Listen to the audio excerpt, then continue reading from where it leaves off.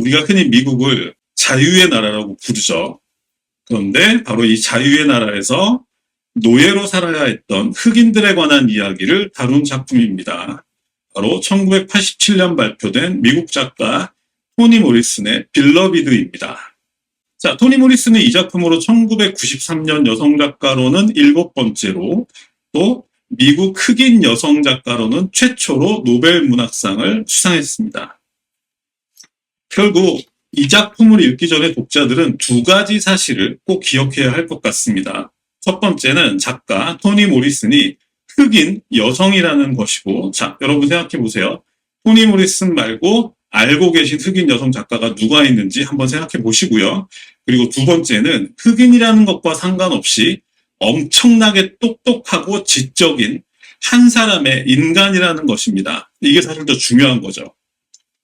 자, 제가 방금 똑똑하다는 말과 함께 지적이다라는 표현을 사용했습니다. 자, 이 작품을 제대로 이해하기 위해서는 토니 모리슨의 이 지적인 부분에 주목할 필요가 있습니다. 기억하시고요. 작가 얘기를 조금 더 해보겠습니다. 토니 모리슨은 들어보셨죠? 미국 코넬 대학교에서 영문학 석사 학위를 받았고, 미국 랜덤하우스 출판사에서 최초의 흑인 여성 편집자로 일했습니다. 흑인들 중에 코넬 대학에서 영문학 석사를 받을 수도 있고, 랜덤하우스에서 편집자로 일할 수도 있겠지만, 토니 모리슨의 경우는 얘기가 좀 다릅니다. 왜냐하면, 토니 모리슨이 랜덤하우스 출판사 아시죠? 우리나라에도 그 랜덤하우스 코리아가 있죠. 유명한 출판사인데, 랜덤하우스에서 일하기 시작한 해가 1965년이라는 것입니다. 1965년이라는 숫자가 왜 중요하냐면, 이때까지만 해도, 아마도 제가 알기로는 미국에 흑인들이 들어갈 수 있는 식당이 따로 있었던 걸로 알고 있습니다. 버스도, 흑인들이 탈 수 있는 칸이 따로 있었고, 이런 정도로, 흑인 차별이 심했던 해이고, 구체적으로는 여러분들 아시죠? 저 유명한 마틴 루터 킹 목사의 연설이 행해진 것이 1963년입니다. 얼마 차이가 안 나죠. 마틴 루터 킹 목사의 연설 여러분들 들어보셨죠? I have a dream, now is the time 이렇게 시작하는 거죠. 뒤는 저도 모르는데 어쨌든 그 정도로 흑인 차별이 심했던 그 시기에 토니 모리슨이 코넬 대학에 들어가서 석사학위를 땄고 랜덤하우스에 편집자로 취업을 했다는 겁니다. 우리가 자세한 내막은 알 수 당연히 없지만, 그러니까 결국 토니 모리슨은 우리는 잘 모르지만 그 모든 흑인 여성으로서 감당해야 했던 그 모든 장애물들을 다 뛰어넘었다는 거죠. 그래서 그것을 뛰어넘는데 성공했고 결국 노벨 문학상을 탔고, 마지막이 더 중요합니다. 그 이후에 은퇴할 때까지 미국의 프린스턴 대학교에서 영문학 석좌 교수로 재직했습니다. 대단하죠? 그리고 아마도 이 자리에는 지난 2012년 토니 모리슨이 버락 오바마 대통령으로부터 대통령 자유훈장을 받던 모습을 기억하는 분들도 계실 것 같습니다. 자, 당시 휠체어에 토니 모리슨이 앉아있고 오바마가 고개를 숙이고 토니 모리슨에게 훈장을 수여하는 모습이 우리나라에서도 굉장히 화제가 됐었죠. 그 정도로 대단한 분이다. 용기만 있는 분이 아니고 똑똑한 데다가 지적이기까지 한 그런 완벽한 여성이다. 흑인이라는 건 여기서 중요하지 않게 되는 거죠. 제가 여기서 지금 토니 모리슨이 똑똑하고 지적인 여성의 범주, 여성이라고 하기도 뭐하네요. 그냥 똑똑하고 지적인 사람. 그러니까 토니 모리슨은 여성이라든지 흑인이라든지 이런 범주를 초월하는 그런 사람인 것이고요. 그리고 토니 모리슨이 노벨상을 받은 이유도 자신의 작품을 통해서 그런 것들을 초월하는 글들을 써내는 데 성공했기 때문입니다. 자, 그럼 작품에 대한 이야기를 시작해 보겠습니다. 출판사에서 편집자로 일하고 있던 작가는 옛날에 발행됐던 신문을 검토하다가 1856년 켄터키주에서 일어났던 사건 하나를 접하게 됩니다. 그것은 임신한 몸으로 4명의 자식들과 함께 도망쳤던 한 흑인 여성 노예가 추격에 나선 노예 사냥꾼과 보안관에게 붙잡힐 위기에 처하자 2살배기 딸의 목을 칼로 베어 죽이고 나머지 자식들도 죽이려 하다가 실패한 사건이었습니다. 엄마가 2살 먹은 자기 딸의 목을 칼로 베어서 죽여버린 사건입니다. 게다가 이 사건은 거기서 끝나지도 않았습니다. 결국 그 흑인 여성은 붙잡혀서 재판을 받게 되었는데 이번에는 이 사건을 살인사건으로 다루는 게 맞는지 아니면 단순히 기르던 가축의 어미가 자기 새끼를 죽인 사건으로 다뤄야 할지를 놓고 또 엄청난 논쟁이 벌어졌다고 합니다. 자, 왜냐하면 노예는 인간이 아니라 가축이었으니까요. 그런데 역설적이게도 이 흑인 여성의 변호인과 당사자는 이 사건을 살인사건으로 다뤄줄 것을 강력하게 요구했는데 하지만 결국 재판장은 그 요청을 받아들이지 않고 그냥 단순히 노예 하나가 탈출한 사건으로 그렇게 치부를 해서 그녀는 결국 평생 노예로 살다가 생을 마감해야 했다는 그런 얘기입니다. 바로 이것이 이 소설 빌러비드의 배경입니다. 끔찍한 얘기죠. 도대체 노예의 삶이 어느 정도였기에 엄마가 딸을 죽일 수밖에 없었는지, 그리고 왜 자기가 그런 행동을 할 수밖에 없었는지 재판정에서 속 시원하게 설명할 기회도 주어지지 않았는지 도저히 이해가 되지 않습니다. 자, 이런 의미를 가지고 작가는 이 소설을 시작했고 그리고 완벽하게 마무리했습니다. 이 작품은 그야말로 압도적이라는 표현 말고는 다른 표현이 생각나지 않을 정도인데 그 이유는 19세기 중반 미국 흑인 노예의 삶을 완벽하게 되살려냈을 뿐 아니라 그것을 단지 흑인들의 이야기가 아니라 인류 전체, 인류 공통의 이야기로 확장시키는데도 완벽하게 성공했기 때문입니다. 자, 이제 소설 얘기를 시작해 보겠습니다. 1800년대 중반입니다. 19세기 중반이죠. 미국 남부에 스위트홈이라는 이름의 작은 농장이 있었습니다. 스위트홈, 홈 스위트홈 할 때 그 스위트홈이죠. 이 농장에는 농장 주인 백인 부부를 비롯해서 베이비 석스라는 이름의 흑인 여성 노예와 그녀의 아들인 헨리를 포함한 5명의 젊은 남성 노예가 있었습니다. 이 베이비 석스라는 이름이 너무 모욕적이죠. 이런 표현을 제가 이런 자리에서 쓰고 싶지 않지만 어쨌든 오늘은 문학을 다루는 자리이기 때문에 이 베이비 석스를 우리나라 말로 옮기면 대충 이런 느낌이 됩니다. 잘 빠는 년 정도의 느낌의 이름이에요. 그런데 그런 베이비 석스라는 이름을 그 여자는 포기하지 않습니다. 그냥 자신의 이름은 베이비 석스로 가겠다. 그러니까 자신의 그 모욕적인 이름을 이 여자가 버리려고 하지 않는 이유는 지금까지, 나이가 꽤 있는 여자인데 지금까지 자신이 자의반, 타의반으로 나온 자식들이 여기저기 흩어져 있는데 그 자식들이 언젠가 자기의 이름을 갖고 자신을 찾아오게 할 수 있게 하기 위해서 이런 모욕적인 이름을 그대로 가지고 사는 그런 사람입니다. 다행하게도 이 스위트홈의 농장주 부부는 합리적인 사람들이었던 것 같습니다. 체벌이나 고문 같은 것은 하지도 않았고 노예들에게 최소한의 인간적 대우는 제공할 줄 알았습니다. 물론 그렇다고 해서 이 농장주들이 이 흑인 노예들을 인간으로 대우했다는 건 아닙니다. 우리도 그 가축들을 인간적으로 대우하는 사람들이 있잖아요. 딱 그 정도 수준이었다는 거지 인간으로 대우했다는 뜻은 아닙니다. 어쨌든 다른 농장에 비해서는 여건이 괜찮았겠죠. 그래서 그것을 대표하는 일화가 있는데 이 베이비 석스가 나이가 들고 또 병 때문에 일을 제대로 하지 못하는 상황에 처했고 이를 안타깝게 지켜봤겠죠. 그녀의 아들의 이름은 헨리인데 그 헨리가 농장주에게 부탁을 한 거예요. 내가 밤새도록 다른 일을 하고 또 쉬는 일요일에도 다른 일을 해서 돈을 벌어서 엄마 몸값을 댈 테니까 엄마를 좀 풀어주세요. 이렇게 농장주에게 부탁을 한 거죠. 그런데 원래는 이게 안 되는 겁니다. 왜냐하면 농장주 입장에서는 노예들은 전부 자기 소유이기 때문에 그 노예들이 그러니까 밤에 따로 일을 하거나 아니면 주말에 일을 한다고 해도 그것은 자기의 재산인 거예요. 그런데 그나마 이 농장주는 합리적인 사람이었기 때문에 그것을 허용할 정도로 그만큼 합리적인 주인이기는 했다. 결국 그래서 그 아들은 밤이나 일요일을 이용해 다른 일을 해서 돈을 버는 데 성공을 했고 그래서 어머니의 몸값을 마련한 거죠. 그래서 결국은 이 베이비 석스는 당시의 노예 제도를 반대하는 어떤 백인의 도움으로 따로 살 집을 마련해서 독립할 수 있게 됩니다.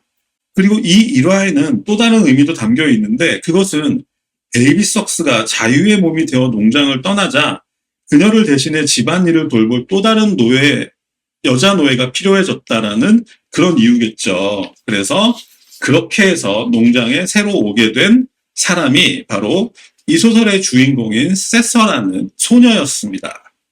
농장주가 13살 무렵의 어린 여자 노예를 들인 데에는 당연히 다른 목적도 있었습니다. 자, 아까 말씀드렸다시피 당시 흑인 노예는 인간이 아니라 가축이었기 때문에 번식을 통해서 숫자를 늘리는 것도 재산 증식의 효과가 분명히 있는 거죠. 그래서 앞으로 아이를 많이 낳을 수 있는 어린 소녀를 데려온 것입니다. 암소와 숫소들을 섞어 놓듯이, 암돼지와 숫돼지들을 섞어 놓듯이 그렇게 젊은 흑인 남자 노예들 5명 사이에 흑인 여자 노예를 1명을 섞어 놓은 겁니다. 새끼를 치기 위해서. 그런데 재미있는 건 원래 농장에 있던 5명의 젊은 남자 노예들의 태도였습니다. 그들은 모두 혈기왕성한 나이였는데 하지만 서로 약속을 했어요. 세서를 함부로 다루지 말자. 그리고 그녀의 선택을 기다리자. 그 세서가 우리 중에 어떤 사람을 선택할지 그것을 기다리자. 그렇게 약속을 한 겁니다. 그리고 그 약속을 지킨 거죠. 그러다가 마침내 1년쯤이 지나고 세서가 선택한 남자는 바로 베이비 석스의 아들이었던 헨리였습니다. 자, 엄마를 위해서 밤잠을 포기할 정도로 그렇게 선량한 청년이라면 평생을 함께 할 수 있다고 생각했겠죠. 그렇게 해서 그들은 결혼을 하게 됐고 옥수수 밭으로 신혼여행을 가기도 했습니다. 그리고 아이들도 계속해서 태어났겠죠. 하지만 행복한 시간은 그리 오래 가지 않았습니다. 먼저 농장주 부부가 나이가 꽤 많았어요. 그래서 농장주가 세상을 떠나고 부인 또한 병에 걸려서 자리에 눕게 되었습니다. 그렇게 해서 부인의 친척인 학교 선생이라는 사람이 오게 되었는데 이 사람은 다른 백인들처럼 노예들을 엄하게 다스려야 한다고 믿는 사람이었고요. 그래서 그때부터 스위트홈 또한 다른 농장과 똑같은 장소가 되고 말았습니다. 때리고 고문하고 이런 상황이 벌어졌다는 거죠. 게다가 이 사람은 학교 선생이었기 때문에 수첩을 들고 다니면서 흑인 노예들의 삶을 마치 가축의 생태를 관찰하듯이 세세하게 관찰하기 시작했는데 특히 당시 임신한 상태였던 세서의 젖을 짜내고 세서는 이것을 내 젖을 빼앗았다라고 표현합니다. 그리고 임신한 세서의 등에 채찍질까지 가했습니다.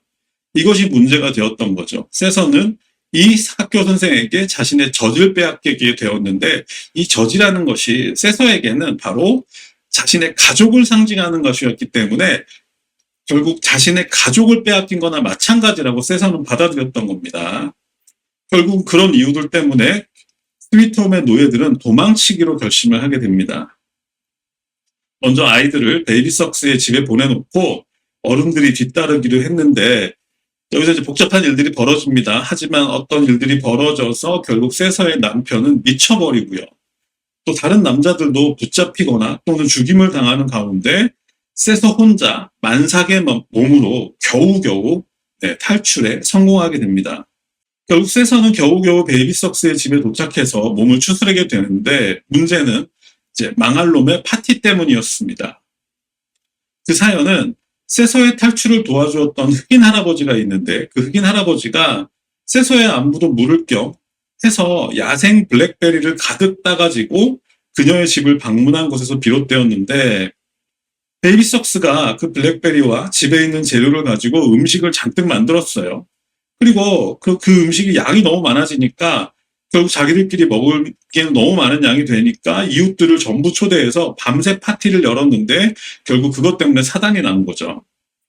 파티 자체는 더할 나위 없었는데 문제는 밤새도록 잔뜩 얻어먹은 이웃들이 갑자기 세서 가족에게 시기와 질투심을 느끼게 되었던 것입니다. 그런 상태에서 결국 사고가 터지게 된 거죠. 그것은 학교 선생이 도망친 세서를 찾아서 보안관과 함께 그들의 집에 밀어닥친 것 때문이었는데 자, 평소 같으면 누가 보더라도 도망친 노예를 찾는 백인들이 마을 어귀에 나타났다면 서로의 연락망을 통해서 미리 세서에게 알려줬겠죠. 그런데 질투에 사로잡힌 이웃들이 백인들이 등장했을 때 모른 척 해버린 겁니다. 그 백인들이 누구를 찾고 있는지를 뻔히 알면서도 모른 척 해버렸던 것이죠. 자, 당시 세서에게는 9살쯤 된 두 아들과 2살 된 딸, 그리고 갓 출산한 막내딸이 있었습니다. 그 중에서 2살 된 딸의 이름은 벌써 기나였습니다. 벌써 기어다닌다 뭐 이런 뜻이죠. 이것은 할머니 집에 도착하자마자 막 2층으로 오르는 계단을 자유롭게 기어서 오르락내리락하는 모습 때문에 붙여진 이름이었는데, 백인들이 도착했을 때 세서에게는 자식들을 데리고 헛간으로 피할 여유밖에 없었던 거예요. 두 아들과 2살 된 벌써 기나와 그 신생아를 데리고 헛간으로 피할 그 시간밖에 없었던 거죠. 그런데 그곳에서 세서는 먼저 2살 된 자신의 딸인 벌써 기나의 목을 톱으로 자르고 이어서 갓난아이를 벽에 집어던져서 죽이려고 했지만 어쨌든 그것은 실패하고 붙잡히게 되었습니다. 아까 말씀드렸던 그 사건이 이 소설에서는 톱으로 자기 딸의 목을 잘라 죽인 것으로, 썰어서 죽인 것으로 그렇게 바뀌었죠. 결국 붙잡힌 다음에 재판이 열렸지만 세서는 인간이 아니라 미친 가축의 취급을 받고 풀려나서 데이비 석스의 집으로 다시 돌아가게 되었습니다. 자, 여기서 이 소설의 제목이 등장하는데요. 세서는 죽은 벌써 기나의 무덤에 비석을 하나 세워주고 싶었지만 돈이 없었어요. 그래서 비석 만드는 사람에게 몸을 내어주고 비석에 사랑받은 이라는 뜻의 빌러비드라는 글자를 새길 수 있었습니다. 자, 이쯤에서 의문을 제기하시는 분들이 계십니다. 영어를 좀 하시는 분들이라면 빌러비드는 원래 이렇게 붙여 쓰는 게 아니죠. 빌러브드라고 띄었어야 되고 발음도 빌러비드가 아니라 빌러브드라고 해야 되는데 왜 빌러비드라고 영어로도 써 있고 한글로도 그렇게 써 있느냐, 이렇게 의문을 가지시는 분들이 계신데, 자, 이것은 작가 토니 모리슨이 당시 19세기 중반 글을 몰랐던 흑인들의 영어로 이 책을 쓰고자 했기 때문입니다. 그러니까 흑인들 입장에서는 영문법을 제대로 알지 못하니까, 글자도 읽지 못하니까 결국은 이렇게 그 단어들을 자기들 마음대로 좀 변형해서 썼는데, 이 빌러비드도 또한 대표적이라는 것이고, 제가 원서로 이 책을 아쉽게도 읽지는 못했지만 이 원서에는 굉장히 많은 그런 흑인 영어들이 많이 담겨 있는 걸로 그렇게 알고 있습니다. 자, 빌러비드에는 그런 뜻이 있다는 거죠.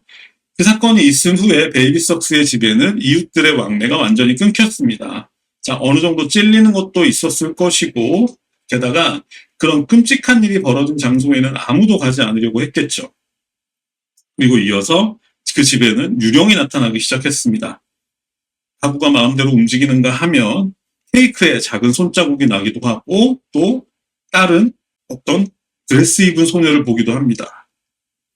결국 이런 상황들이 벌어지니까 그때 당시에 이제 13살이 되었던 세서의 두 아들은 차례차례 집을 나가버렸고, 그리고 아이들이 떠나고 난 뒤에 시어머니인 데이비 석스까지 세상을 떠나버렸습니다. 그리고 그 집에는 세서와 갓난아이였던 막내, 이름은 덴버인데요. 덴버만 남게 되었는데, 그런 식으로 18년이 지나갔습니다. 자, 덴버 또한 그 사건이 일어날 때 신생아였던 덴버 또한 18살이 됐겠죠. 그리고 18년이 지났지만 여전히 누구와도 왕래하지 않는 날들이 계속되고 있었습니다. 그런데 그러던 어느 날 식당에서 일을 마치고 돌아오던 세서는 집 앞에 앉아있는 폴 D라는 사람을 발견하게 됩니다. 이 폴 D는 스위트홈에서 같이 일했던 남자 흑인 노예 중에 한 명이고 남편의 친구이기도 합니다. 이 폴 D는 이런 식이었어요. 폴 A, 폴 B, 폴 C, 폴 D 이런 식으로 나가는, 그러니까 흑인 노예들의 이름을 이렇게 붙였다는 거죠. 그 중에서 폴 D라는 사람이 세서의 집에서 기다리고 있었던 겁니다. 자, 폴 D는 18년 전 그날 함께 도망치던 중에 붙잡혀서 모진 고문을 당하고, 이 소설에는 폴 D가 어떤 그런 고충을 겪었는지 너무 자세하게 나오니까 나중에 소설을 꼭 확인하시기 바라겠고요. 그렇게 18년 동안 여기저기 떠돌아다니다가 결국 세서의 집을 찾아서 찾아오게 된 것이죠. 그리고 그날 이후 폴디는 세서의 가족이 됩니다. 그리고 폴디가 처음으로 한 일은 집에서 어린아이의 유령을 쫓아낸 것이었습니다. 자, 이 유령이 사라졌다는 것의 의미는 아마도 세서의 가정에 과거의 망령이 사라지고, 세서는 당연히 18년 동안 내내 자기 손으로 죽인 자기 딸에 대한 생각으로만 차 있었겠죠. 그러니까 그것을 폴디가 쫓아냈다라는, 그런 의미로 해석을 하면 될 것 같습니다. 그런데 여기서 한 가지 기억할 것은 세서의 딸인 덴버에게는 폴디가 그리 반가운 손님이 아니었다는 거예요. 왜냐하면 지금까지도 덴버는 그 누구도 자신과 놀아주려 하지 않는 것에 상처를 받아왔는데, 이제는 하나 남은 친구인 엄마까지 폴디에게 빼앗겨버리게 됐기 때문에 이 덴버 입장에서는 폴디가 반가운 손님은 아니었습니다. 그런데 그런 사실을 세서나 폴디도 알고 있었겠죠. 그래서 당연히 폴디 입장에서는 그런 덴버를 달래기 위해서 여러 가지 고민들을 하게 되는데, 결국 아이디어를 하나 내게 됩니다. 그것은 셋이서 함께 타운에서 열리는 서커스에 가는 것이었습니다. 당시 서커스는 흑인들이 들어갈 수 없었는데, 그 서커스만 특별히 흑인들이 입장할 수 있는 날을 따로 지정해줘서 흑인들이 일주일에 하루 정도 구경할 수 있었나 봐요. 그래서 그 덴버를 달래기 위해서 폴디가 서커스에 우리 함께 가자 이렇게 얘기를 해서 서커스에 가는 장면이 나오는데, 여기서 제가 가장 좋아하는 장면이 등장합니다. 그것은 석양이 질 무렵에 셋이서 길을 걷고 있었는데, 그들은 각자 따로따로 걷고 있었지만 그들의 그림자는 손을 잡고 있었다라는 문장입니다. 어떤 희망이 느껴지는 문장이죠. 그곳에서 서커스장에서 폴디는 덴버가 원하는 것이라면 무엇이든지 사줬고요. 또 이런 모습을 지켜보면서 세서는 어쩌면 자신에게도 새로운 삶이 가능할지도 모르겠다라는 작은 희망을 품게 됩니다. 하지만 안타깝게도 소설은 그렇게 아름답게 마무리되지 않습니다. 그들이 서커스 구경을 마치고 돌아왔을 때 집 앞에는 어떤 흑인 여자 한 명이 앉아 있었습니다. 잘 들어보시죠. 20살쯤 되어 보이는 그녀는 다른 흑인들과는 다르게 옷을 아주 예쁘게 차려입었을 뿐 아니라 피부도 상처 하나 없이 매끄러웠습니다. 그리고 이름을 묻는 질문에 그녀는 자신의 이름이 빌러비드라고 대답합니다. 자, 이 대답을 듣고 세서와 덴버가 느꼈을 놀라움을 우리도 충분히 공감할 수 있을 정도인데요. 왜냐하면 자신이 묘비에 새겼던 그 이름 빌러비드라는 이름을 가진 여자였고, 나이도 자신의 죽은 딸과 비슷했다라는 거죠. 그러니까 당연히 세서와 덴버 입장에서는 그 빌러비드가 죽은 자신의 딸이자 언니라고 생각할 수밖에 없었던 거겠죠. 자, 이렇게 해서 세서에게는 자신이 죽인 딸에게 직접 사과할 수 있는 그런 기회가 생겼고요. 그리고 지금까지 늘 외로움에 시달렸던 덴버에게는 친언니가 생겼습니다. 독자들도 벌써 기나가 진짜 살아서 돌아온 건가 싶을 정도로 이 문장은 아주 정교하게 짜여져 있습니다. 그리고요, 사실 여기에는 작가의 아주 가장 중요한 의도가 숨겨져 있습니다. 이 빌러비드라는 이름에는. 자, 그것은 빌러비드라는 이름이 세서가 생각한 것처럼 가족들에게 사랑받은 존재라는 뜻도 되지만, 다른 의미로는 매우 변태적인 표현이 될 수도 있다는 것입니다. 실제로 이 빌러비드는 어린 시절부터 어두운 방에 갇힌 채로 그녀의 표현으로는 얼굴 없는 남자라고 표현을 합니다. 자, 얼굴 없는 남자라는 것은 바로 백인을 가르치는 것이죠. 그러니까 어린 시절부터 어두운 방에 갇힌 채로 어떤 얼굴 없는 나이든 남자의 성놀이개로 살아왔다라는 의미에서의 빌러비드인 것입니다. 그러니까 변태적인 의미에서의 빌러비드라는 것이죠. 게다가 세상에 대해서 미처 알지도 못할 만큼 아주 어린 나이 때부터 감금 생활을 해왔기 때문에 이 빌러비드는 세상살이에 대해서 아는 게 거의 없습니다. 다만 어렴풋한 기억으로만 엄마에 대한 기억이 남아있어요. 그러니까 지금 20살이 된 이 빌러비드는 어렴풋한 그 엄마에 대한 어떤 사랑과 원망만이 남아있는 상태인 거죠. 그리고 그것을 세서에게서 찾으려 했겠죠. 엄마 같은 여자를 처음으로 만난 거니까. 그런데 그것은 심지어 세서의 결핍과도 정확하게 일치했던 거죠.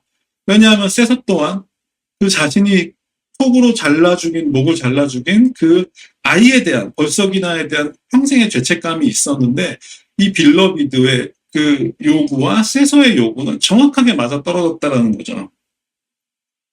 자, 이제부터는 빌러비드가 무작정 세서를 따르고, 그리고 덴버는 그런 빌러비드를 언니라고 부르면서 따르는 그런 상황이 시작됩니다.